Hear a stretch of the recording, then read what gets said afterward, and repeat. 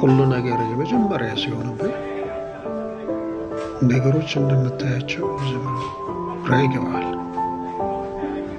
አዲስ ይሆንብሃል ሁሉ ነገር። ዓለም እንደዚህ ነው የምትሆንብህ።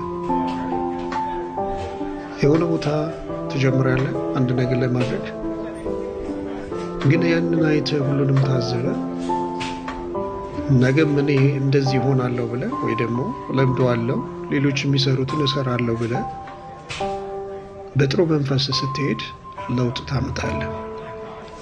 ነገር ግን አንድ አዲስ ነገር ስትጀምር ሁሉ ነገር እንደዚህ ነው የሚሆንብህ።